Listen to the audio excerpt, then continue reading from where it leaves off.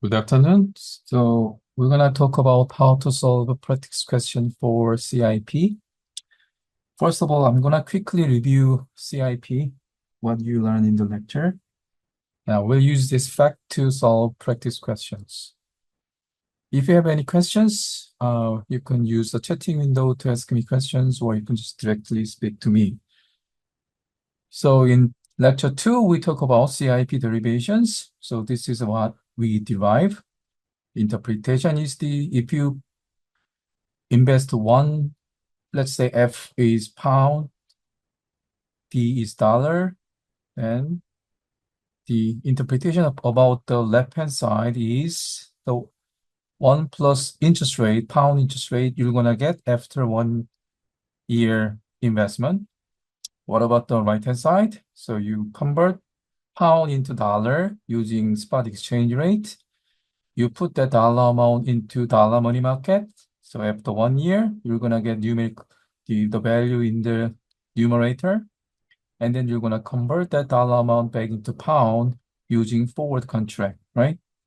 So that was our interpretations on CIP. Now, when you see this CIP form, you need to think about two issues. First of all, if I use, for example, 90-day forward rate here, you have to use 90-day interest rate here and here. If I use 2 months forward rate here, you have to use 2 months interest rate, 2 months interest rate here, right? So that's the first thing. You have to use the consistent maturity for deposit and forward contract. Number 2, if I give you these 3 assumptions, default-free deposit, no counterparty default risk, and no transaction cost.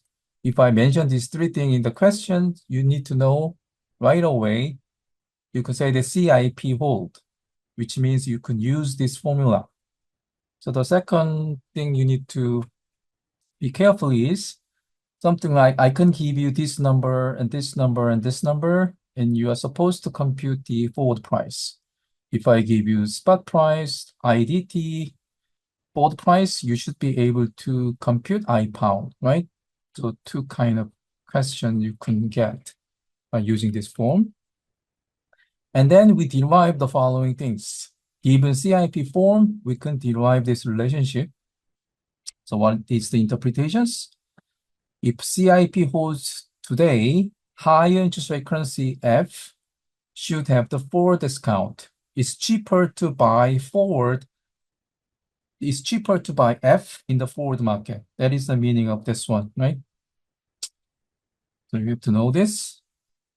And then in the last lecture, lecture 3, we talk about curved interest rate arbitrage. So here I'm using pound and dollar instead F and D. So this is the formula for CIP. When we don't have any transaction cost, you have to think about whether case 1 is true or case 2 is true. So either this one is true or this one is true, right? So given all the number about interest rates, spot exchange rate, and forward exchange rate, you have to first compute the number for this one, number for this one. So if this inequality is true, the case 1, you have to borrow the currency in the lower side, the pound, and you have to convert pound into dollar and invest into dollar money market. After 1 period, you need to convert dollar back into pound. That's the case 1. What about case 2? If you have this opposite inequality, I ask you to transform this inequality into this form.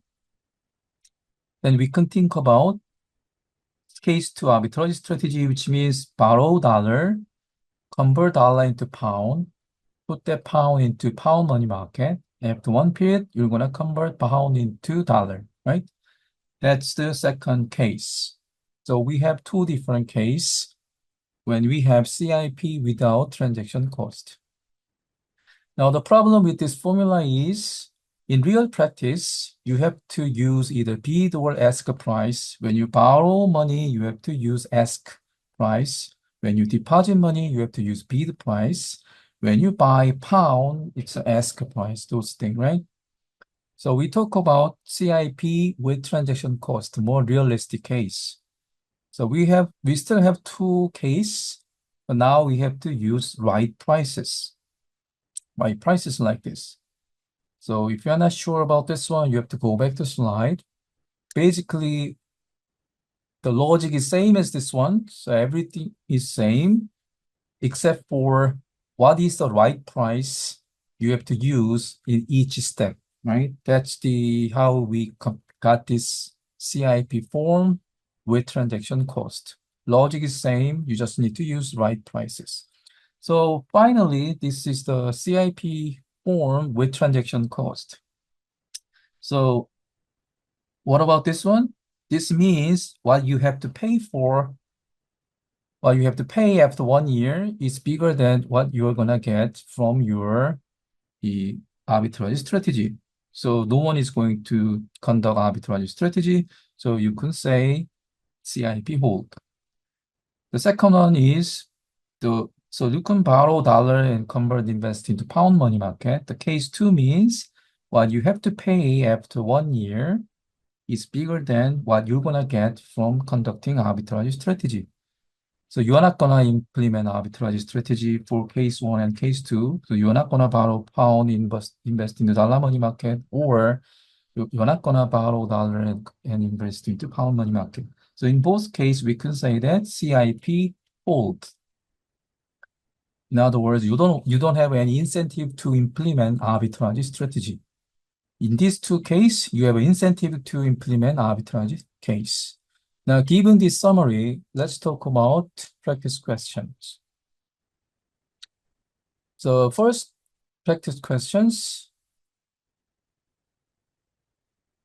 Carla is a portfolio management for Deutsche Bank. She's considering two alternative investment with 10 million euro. So two deposit, euro deposit and Swiss franc deposit. Be careful, this is 180 days, so it's not 1 year. This is one thing you need to know. So 180-day interest rate is given. Now, what is the meaning of this one? 8% PA. PA means per annum, which means this is the annualized interest rate for 360 days. 360 days. So what is the interest rate for 180 days? Should be half of this one, 4%, right? What about this one? You have to also divide this one by 2. So 180 days interest rate is 5%. That's the meaning of annualizations. So you have to remove annualizations for 180-day interest rate. And spot rate is given like this. So for 1 Swiss franc, you have to pay 1.1960 euro. So that's the spot rate.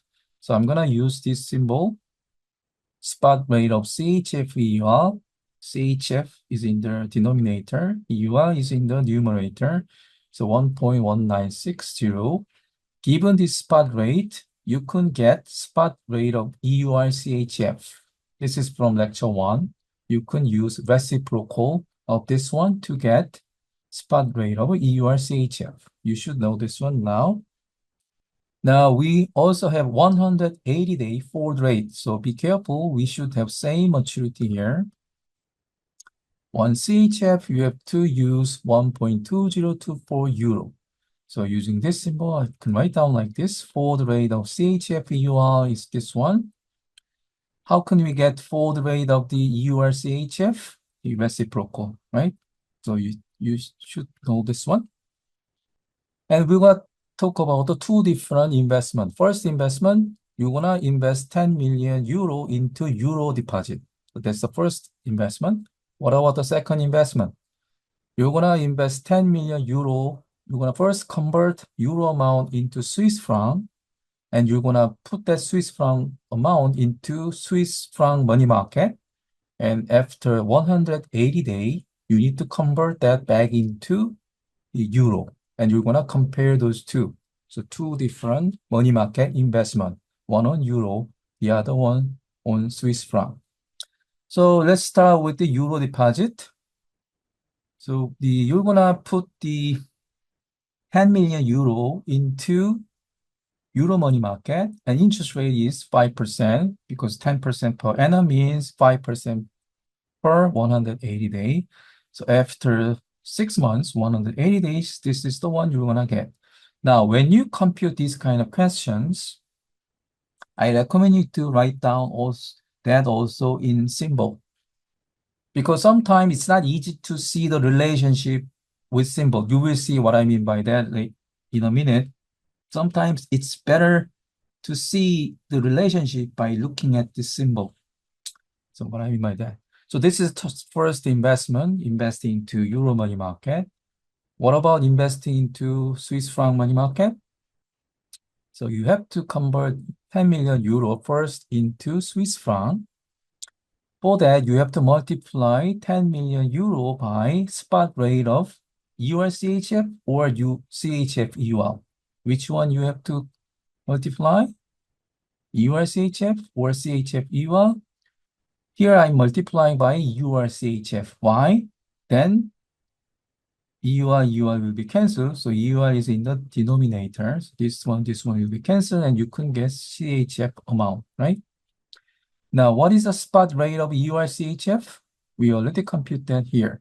Spot rate of EUR-CHF is the reciprocal of spot rate of the CHF-EUR, which is given like this. So 1 divided by 1.1960.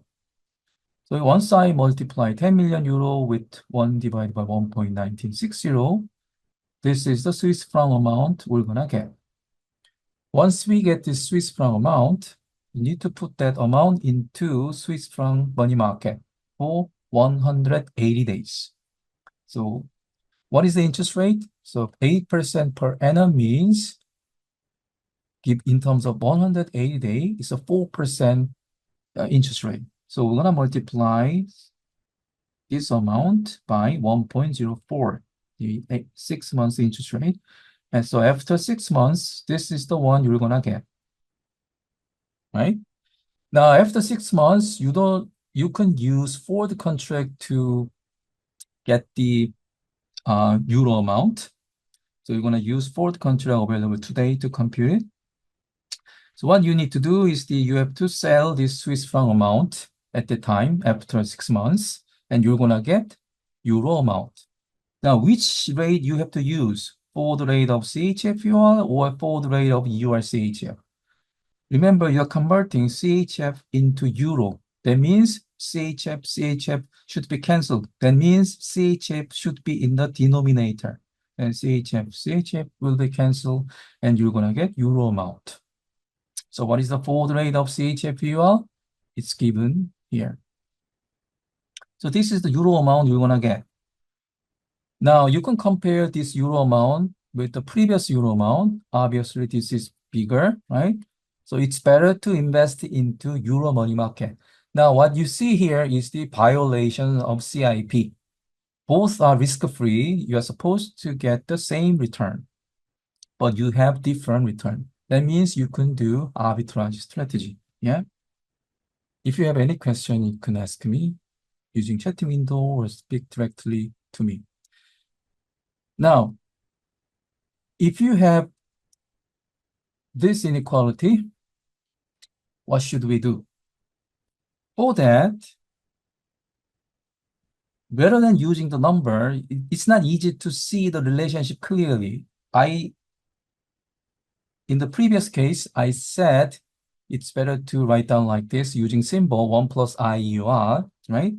Just like that, let's write down what you have been doing, what you have been computing using symbol. So you put 10 million euro. First of all, you're gonna multiply that by SEUR-CHF, which is the reciprocal of the spot rate of CHF-EUR. So this one is here, the reciprocal is here. Then you're gonna multiply by 1 plus Swiss franc interest rate, that is this one. After 6 months, you're gonna convert that back into euro using this one, right? So here, what I just did is just transforming the numerical thing into this form using symbol. Now, we can directly compare these two symbols So 10 million euro in both sides. So I can erase it. So after removing 10 million euro, you get these expressions. Now, what we should do with this one? I already explained, right, the beginning. If you have this inequality, the left-hand side is bigger than right-hand side, first transform into this form. What is this form? So you have to put the 1 plus interest rate into left-hand side with this inequality. Then we can implement borrowing dollar converting into pound, right? In our question 1, you have similar case. Left-hand side is bigger than right-hand side. So you need to transform this one into this form, which means this should be in the left-hand side, and you have to multiply both sides by S divided by F. So S divided by F, S divided by F, S, F, F will be canceled. So you're gonna get 1 plus ICHF, and this times S divided by F will be in the right-hand side. So what is going to be your strategy? This is your arbitrage strategy. So you want to borrow Swiss franc, convert Swiss franc into euro, put that euro amount into euro money market. After 6 months, you're going to convert euro back into Swiss franc. That is going to be your arbitrage strategy. So the question asks you, if these were actually market prices, what would you expect to happen? You're going to find this inequality. You're going to find different return for the same risk-free investment, one for euro, the other for Swiss franc money market. So you're going to conduct the arbitrage strategy. But when you do arbitrage strategy, you're going to borrow Swiss franc. You're going to sell Swiss franc for getting euro in the spot. Then you're going to put that euro amount into euro money market. And then using forward market, you're gonna sell euro to get Swiss franc, right? This is your strategy. Now, what will happen here? Everyone is trying to borrow Swiss franc to exploit these conditions. If you think about demand supply in loan market, in terms of bank point of view, if everyone is coming to you to borrow more Swiss franc, the bank can raise interest rate to maximize its profit, right? Everyone is trying to borrow money from you, and you have an incentive to charge higher interest rate. That's what we are getting here. Everyone is trying to borrow Swiss franc. Bank will increase interest rate to maximize its profitability. Now, once you get the Swiss franc, you're gonna sell Swiss franc or euro in spot market. It means in spot market, there are higher demand for euro, so the value of euro will increase. In terms of CHF EUR, it will decrease. In terms of EUR CHF, is this difficult? Someone is sleeping. 채팅 window. Okay. Why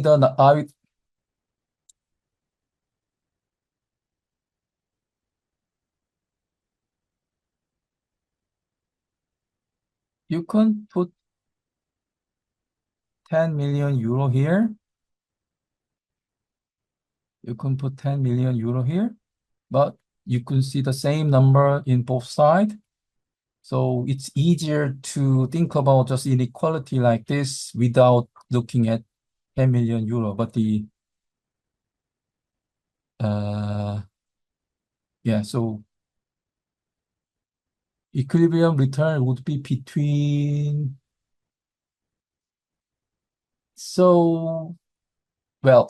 it's easier to think like this. If you have 10 million euro, actually you don't have to borrow. This is tricky thing. When you do arbitrage, if you are able to borrow something, you don't need any money at the beginning. You can just borrow Swiss franc and conduct the arbitrage strategy. So the per every one Swiss franc borrowing. So if you are able to borrow 1 Swiss franc, you will get the we need to compute the Swiss franc amount. Actually, what you have, the 1.045559, that's a euro amount. We have to translate that back into Swiss franc amount. So if you borrow 1 Swiss franc, after converting 1 Swiss franc into euro and put that euro amount into euro money market, after 6 months, you're gonna convert that euro amount back into Swiss franc. So your profit is gonna be in Swiss franc, not euro. And we just compute the Swiss franc, the profit for every 1 Swiss franc borrowing. So if you are able to borrow more than 1 Swiss franc, so 10 million Swiss franc, 20 million Swiss franc, you have to just multiply the whole amount by the profit you're gonna get for every 1 Swiss franc borrowing. Is that making sense? Would the return percent be between 4.56% and 5%? I think the number will be between that, but we need to compute exactly to see. So we can do that, but it's just tedious. So you can plug in all the number here. So you get 1.0. You have to pay back 1.04. And what is this one? CHF-EUR 1.1960. What is 1.IUR? So 1.05. What is the CHF-EUR? 1.2024. So if you compute this number, you're gonna get certain number should be bigger than 1.04. Right? Let's say this is 1.10. That means you're gonna get 0.06 CHF per every 1 CHF borrowing. So you have to compute this number first. I don't know what this number is. So let's say this is 1.10, then 1.10 minus 1.04 will be your profit. If this number is 1.12, 1.12 minus 1.04 is going to be your profit. So for every 1 Swiss franc borrowing, you can earn this arbitrage profit. Now your return is going to be this one divided by 1. Is that making sense? I mean, would the new equilibrium be between the upper and lower bound? What do you mean by new equilibrium? New equilibrium will be the relationship between price. So new equilibrium is not about return. So new equilibrium, once you implement arbitrage strategy, now you should see equality. That's the new equilibrium. So we initially see arbitrage opportunity.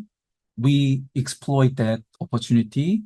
During that exploitation, you will get certain returns. But once you implement the arbitrage strategy, eventually market will respond to your arbitrage and will recover this equality. Is that explaining what you are asking? So what we can compute here is if you are able to continue doing arbitrage strategy, this is supposed to be your return. For every 1 Swiss franc borrowing, you're gonna get certain amount of Swiss franc. But that profit will not be there forever. Once you implement that, market will respond, equilibrium will be recovered, and your profit will be gone. So how much return you're gonna get, it's depending upon how fast this inequality becomes equality. How fast this disequilibrium will be removed from the market. It depends on your return depends upon that speed. So let's say market is so inefficient, nobody understands what's going on, then you can make money forever. Is that the beauty of arbitrage? If only you know that, and if no one else knows that, then you can make profit forever. But markets are not that stupid. Everyone knows these situations. Everyone can mimic your investment behavior. So if many people are doing this one, market price will respond to demand and supply. So eventually the inequality will be removed. Equilibrium will be recovered. Is that making sense? I hope so. So if you have more questions, you can ask me later on. Let's go to question 2. Yeah, so I need to finish this one. So more demand for euro means EUR CHF goes up, or in terms of CHF, EUR go down. And then once they get euro, they'll put euro amount into euro money market deposits. So euro interest rate will be going down. Everyone is trying to deposit money. Bank has less incentive to give you higher interest rate. They will give you only low interest if so many people are trying to deposit. So demand supply argument. And then they're going to use the forward contract by selling euro and getting Swiss franc after 66 months. So obviously more demand for Swiss franc. So FCH forward rate of CHF EUR will increase. So because of this market force, the equilibrium will be recovered. The CIP will be recovered. We will have equality. Now, question 2. So be careful with the maturity again. 30-day yen interest rate is 3% PA, which means per annum. And 30-day euro interest rate is 5% per annum, so annual interest rate. Is there forward premium or discount on the euro? So given two interest rate, we are supposed to compute forward premium or discount. How can we do this? I summarized this one at the beginning of these sessions.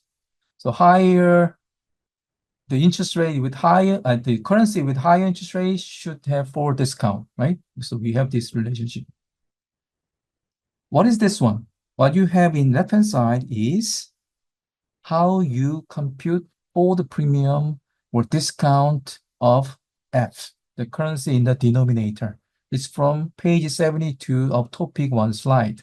In this slide, we learned that this is how you compute forward premium or discount of the currency in the denominator. This is for percentage term. And here is the maturity. Someone is leaving. I hope this is not that difficult. I don't know. So percentage term, N is the maturity. So 360 is 1 year. So divided by N. You will be able to compute annualized value of forward premium or discount on F. Now, using this relationship, CIP, you can compute this part with interest rate, two interest rate for D and F, right? So which one has higher interest rate? Euro, which means using this relationship, the currency with higher interest rate should have forward discount, right? So euro should have forward discount. That's from this relationship. And how much forward premium, forward discount is there? For that, we need to compute this one using this relationship, right? First of all, be careful with the maturity. When you compute forward premium, whatever, you need to know maturity clearly. And you have to translate this per annum interest rate into the right unit, which means into 1 month interest rate. So 3 divided by 100. So you have to remove percentage term and you have to multiply by this. So you are removing annualizations. The 3 times 1 divided by 100, you remove percentage. Multiply by this one, you remove annualizations. So this is the interest rate for Japanese yen. This is the interest rate for euro, which means if you put 1 Japanese yen today, after 1 month, 30 days, you're going to get 1.0025, right? So this is the right interest rate you need to use for 1 month's deposit. Likewise, if you put 1 euro today, after 1 month, you're going to get 1.004167. So once you get the right number, like this, you can use this one to compute for the discount on euro. How do I know that? Because we are computing this one, but instead of this one, we are using this. So we are computing the forward premium on F, euro. So we should have yen interest rate minus euro interest rate divided by 1 plus euro interest rate.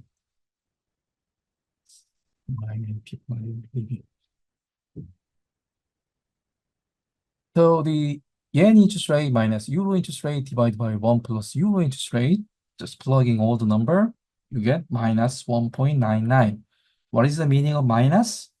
The currency in the denominator, euro, has discount by 2%, right? So what is this one? So we are annualizing forward premiums. So we compute this guy with 30-day, 1 month informations by multiplying by this, we get annualized forward premium. So this is actually annualized for discount in percentage term. Okay, any question? Question 3. Suppose that the spot rate is given like this. For $1, you have to pay this amount of Swiss franc and 180 days. So you have to be careful with the maturity. $1, you have to pay this 1.4295 Swiss franc. And 100-day dollar interest rate is 7% per annum. So this is annualized interest rate, which means for 180 days, this should be 3.5% in percentage term, right? So we have to use the right maturity. So you have to translate annualized value into that number. We are supposed to compute annualized 180-day interest rate on Swiss franc. Would prevent arbitrage, here meaning CIP. So we have to use this CIP formula. I quickly reviewed at the beginning of the session, right? Given either this one, so you can compute F, or if I give you S, ID, F, you can compute IF, right? But when you do that, you have to use the right unit, which means for 180 day, you have to use 180 day interest rate, 180 day interest rate, 180 day forward rate, right? So using this formula, replace D with CHF, F with USD. Why I replace like this? Because the exchange rate is given. So dollar is in the denominator, Swiss franc is in the numerator. So F is naturally USD, D is naturally Swiss franc. So if I just plug in these things, we get these expressions. That 1 plus I dollar is equal to USD CHF spot rate, 1 plus Swiss franc interest rate, divided by forward rate. Now be careful, we have to use 180-day interest rate, 180-day interest rate, 180-day forward rate. So what is the ICHF? The forward rate is given as 1.4295 USD CHF, USD, currency in the denominator. And what is the dollar interest rate?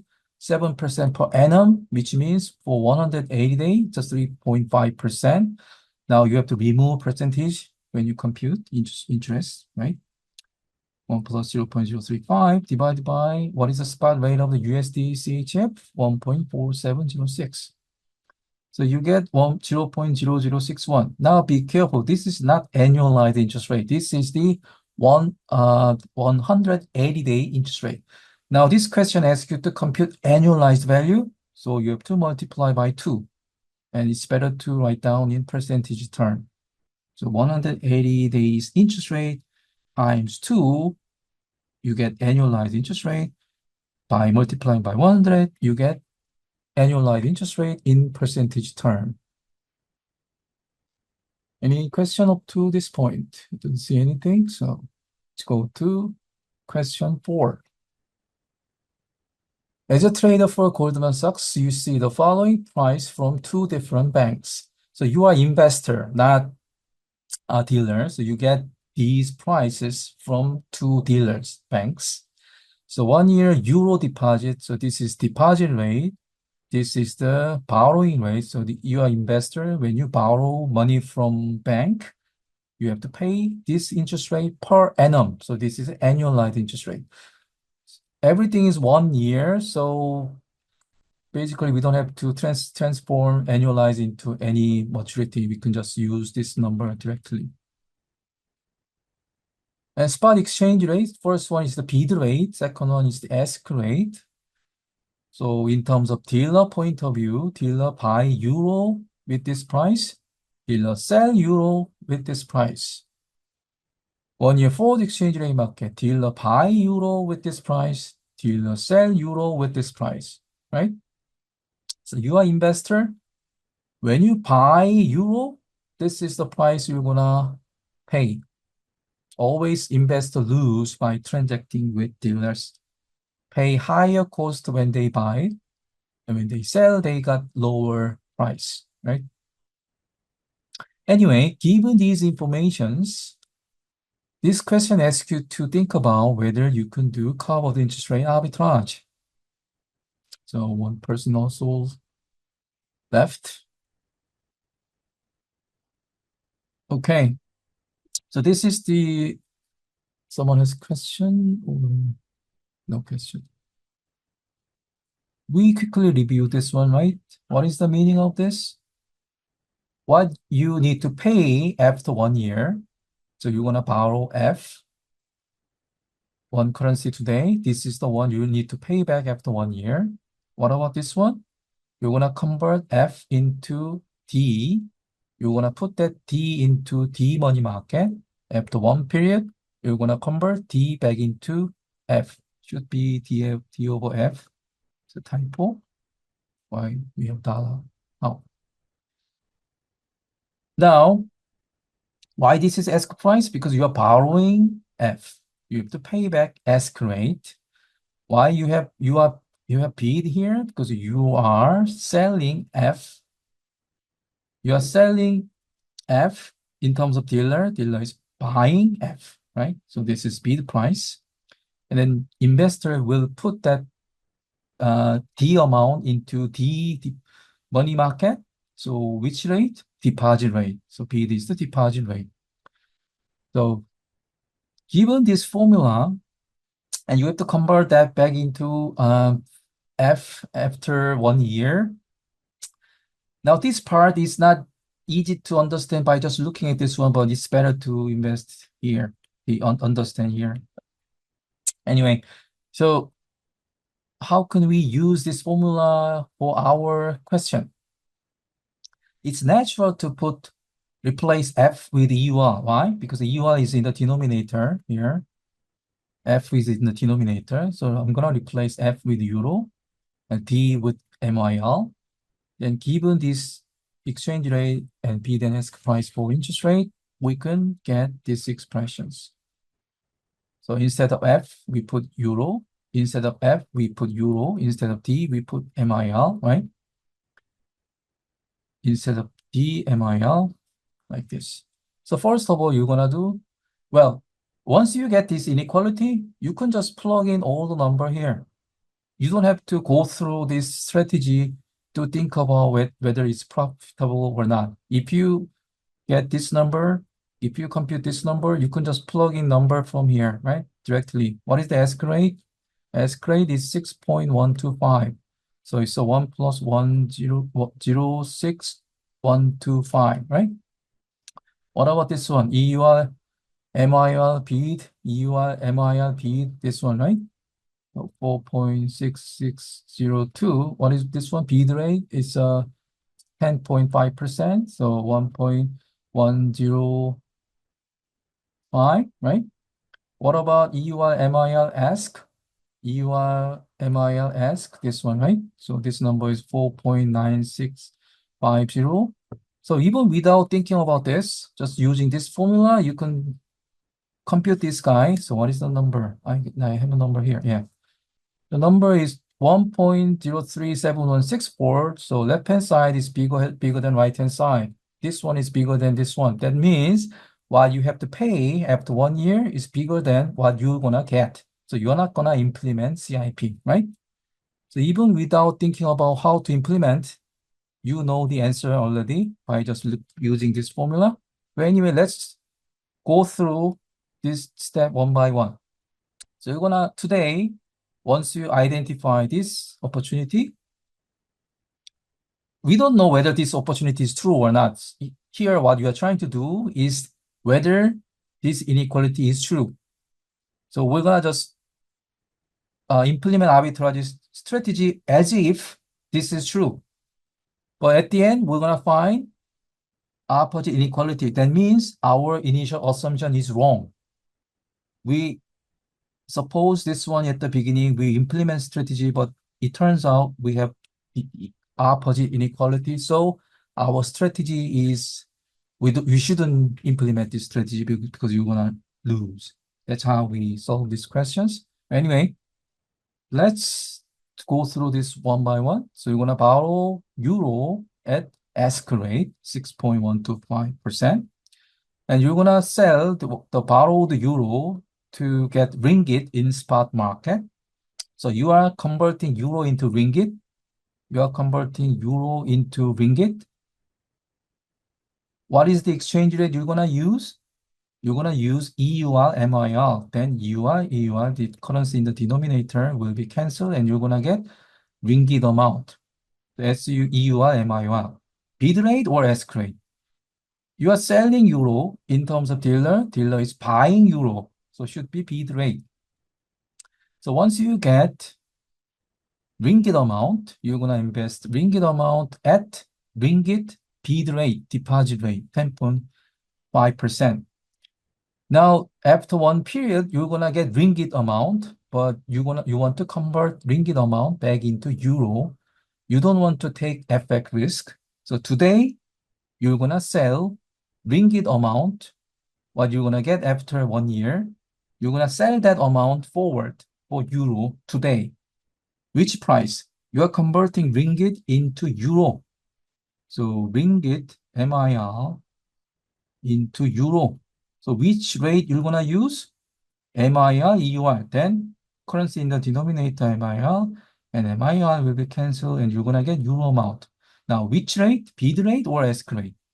You are selling ringgit in terms of dealer. Dealer is buying ringgit, so it should be bid rate. The problem is we don't have MIR, EUR bid rate in these questions. But we know that we can get this number, bid rate of MIR, EUR, using reciprocal of the ask rate of the EUR, MIR, which is given here. So that's why we have F in the denominator. So there's nothing complex about this one. See, why F is in the denominator? Because of this whole process. Because we need to use F, MIR, EUR, but it's not given. So in terms of EUR, MIR should be in the denominator. Any questions? Okay. So anyway, we just find out there is no arbitrage profit. You can get it. So you're not gonna implement arbitrage strategy. What about the second case? Second case, we are borrowing currency D. So what is this? This is the one you have to pay back after one period, 1 year. What about this one? You are converting D into F, 1 over S, D over F. And we're gonna put F amount into F money market. After one period, we're gonna convert F back into D, right? Why S is in the denominator here? Once you follow this step precisely, you will understand. So anyway, before talking about that, we can just replace F with euro, D with MIR, ringgit as before, because we have this information and EUR is in the denominator. So F should be EUR, D should be MIR. So once we plug in MIR, EUR, this is the one we're gonna get.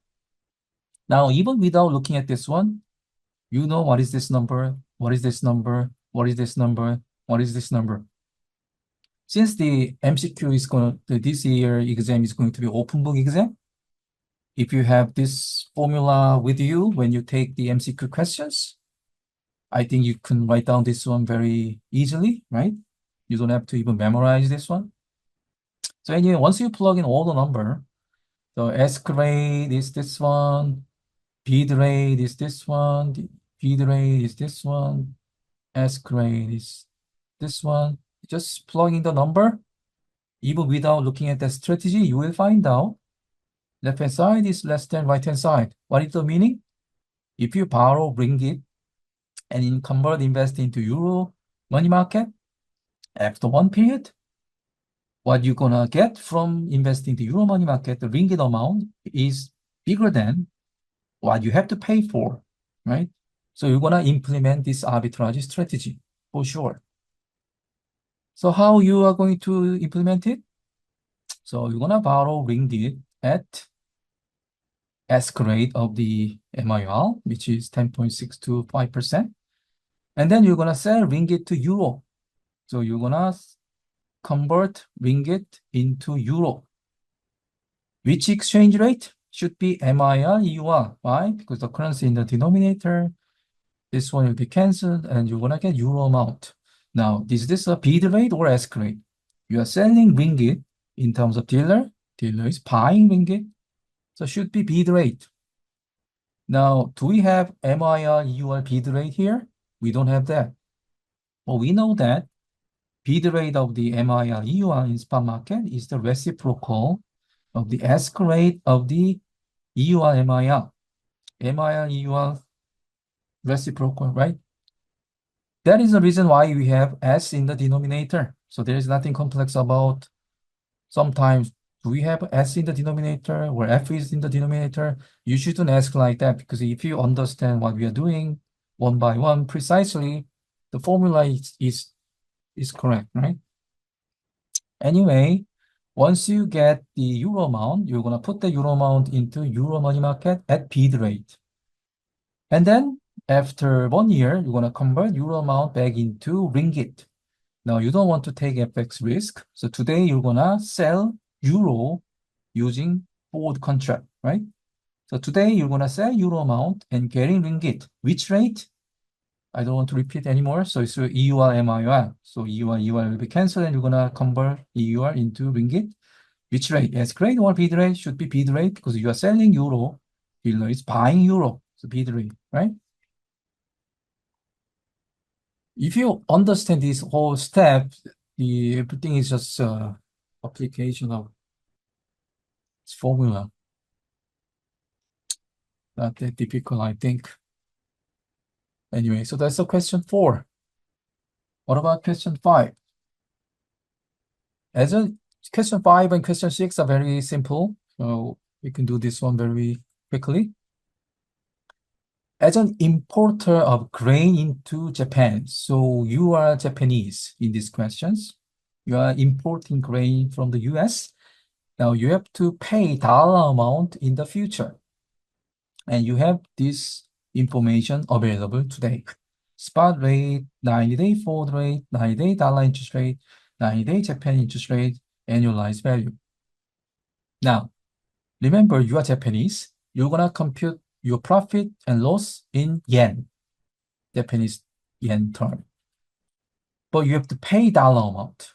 So what you're gonna do is that you need to, if you don't use forward contract, if you don't remove FX risk, what you're gonna do is you're gonna wait 90 days and you're gonna go to FX market in future spot market. You're gonna get certain amount of Japanese yen amount to get dollar amount, right? The problem is the future exchange rate is unknown.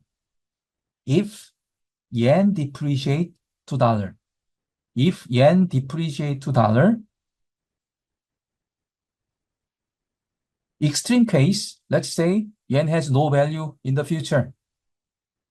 If yen goes to 0, then there's no way you can get dollar amount. It's a huge risk, right?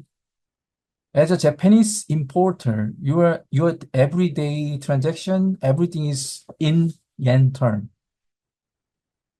So in the future, you need dollar terms, so you have to go to FX market to buy dollar. The problem is if if Japanese yen depreciate to dollar, extreme case to zero, you need to use huge amount of yen, even infinite amount of yen, right? So what is the risk? Weakening of the Japanese yen in terms of dollar will be risk you have as a importer in Japan, right?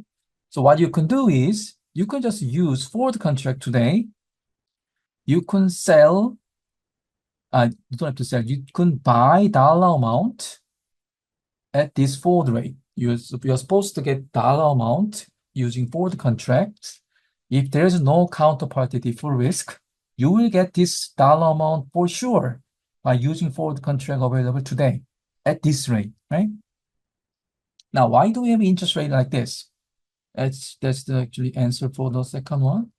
You need to buy dollar amount with yen in the future spot market. Instead of using future spot market, you're going to use forward contract today. You're going to buy dollar amount with yen using the forward contract available today, which the price is this one, right? So after 90 days, because of a forward contract, you can just pay this amount of yen to get this dollar amount. The exchange rate is given. This is fixed. So by paying this one, you will get this amount of dollar. This exchange rate is given today. So you can remove FX risk.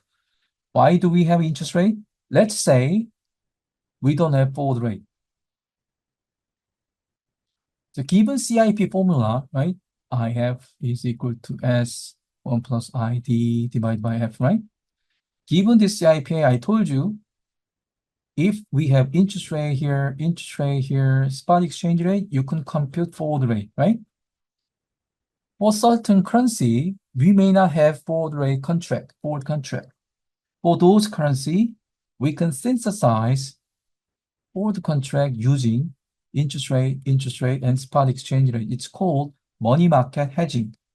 I don't teach that here because normally it's taught in semester 2. Like the intuition is simple. You can use either forward contract or using CIP formula, you can construct synthetic forward contract using interest rate and spot exchange rate. Okay, so I just want to mention that here. Now, my final questions. You're gonna be sales manager for Motorola. So you're working for US company. So you're gonna measure your profit and loss in dollar term. Everything you will measure in dollar term.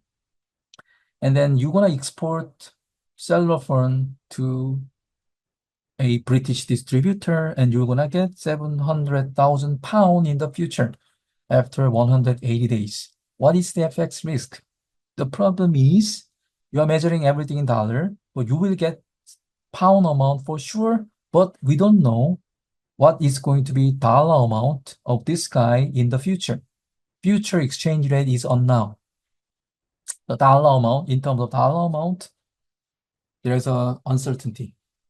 You don't like the uncertainty. So what you can do is using forward contract today, you will get this one for sure.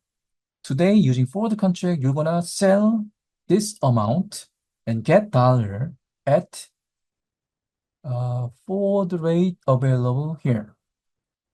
So you are making contract today. You will get this amount for sure. You are not sure about dollar amount. Given this exchange rate, now you can fix what you're gonna get in dollar term. So what is the nature of FX risk? If pound depreciate to dollar, in extreme case, let's say pound goes to zero. There's no value to pound. That would be huge risk, right? Receive, I think there's one issue. So you will receive pound. Yeah, you will get pound. So if pound depreciate to dollar, pound value goes to zero, then this goes to zero, right? So pound depreciation is a huge risk to you. So using forward contract, you can fix the future exchange rate. Using this forward contract, you're gonna sell pound forward today, and this is the one you're gonna get after 180 days from this forward contract. you will get 700,000 pound. You're gonna sell this pound into the counterparty of your forward contract using this price, and this is the dollar amount you're gonna get for sure. Now, as before, if we don't have forward contract, you can use two money market, deposit rate, and spot exchange rate to synthesize forward contract. Also, again, this is money market hedge. It's normally taught in semester 2, so I'm not going to talk about this one here. Okay, so we covered all question 6. Do you have any questions? I quickly review topic 2.1, and based on that review, I solved all the question and I gave you all the key things. And you have to sometimes be careful about maturity, those kind of things. I mentioned it today. Any questions? If you don't have any questions, then we can stop here. Yeah, can you help me one thing? Oh, sure. So on question 4, Question 4. Okay, yeah. can you just go through why you used so for that one, why did you use 4.6622 rather than 4.6622. rather than 4.6602? Uh, Oh, because you need the this one? yeah. Okay, so do you understand these step? Um Or second step. So sell ringgit to get euro in the spot market. yeah, You have question for this one, or is this okay? So you have to use MIL, EUR, bid rate. yeah. Is this okay? I think so, yeah. You are selling ringgit in terms of dealer. Dealer is buying ringgit, so it should be bid rate, right? Hmm. So what is the MIR, EUR, bid rate? It's not given here. Is it not the is it not 4.6602? What is that? This one. Yeah. This Is is the bid rate of EUR, MIR. Oh, sorry, I got confused with the notation. Yeah, so the EUR is the currency in the denominator, so Okay. first derivative, okay? Okay, and that's fine then. Yeah, Cool. cool. Thank you. Okay, so any other question? Could you use UIP for the last two questions? If you want to take the risk. So, well, actually, it's a speculation, so it's slightly different from UIP. It's what we are going to talk about in this week's lectures. So you can do speculations. So you don't have to know, there is no one asking you to remove FX risk here. But if you are working for company, normally speculation is not their major uh, thing they use to make money. So they normally try to remove any kind of risk. But if you are certainly working for investment firm, you're not gonna remove this kind of thing because you wanna do speculations, you wanna make money based on your forecast, based on your risk taking, right? So could you use UIP for the last two questions? It's kind of uh, a bit weird because these are multinational companies. Their main task is the import and export things, and they don't get extra risk by this FX things, exchange rate movement. So this is normally what the firms are doing. But if you are confident, so you can have certain forecast model. It says maybe it's better not to do anything. So for example, question 6, you're gonna get 700,000 pound in the future, and you think pound will appreciate, then you don't have to do anything if you are confident about your forecast. Or it's speculations. If it was a sole person, could they use UIP? Uh, so you can do speculations, but it's not UIP. So UIP is, what is UIP? You can do speculation, but what you expect from speculation is same as risk-free rate. That's UIP. So it's a little bit different thing. So I think what you wanted to say is you want to speculate. So you think doing nothing could give you profit, right? For example, in question 6, you think pound will appreciate to dollar.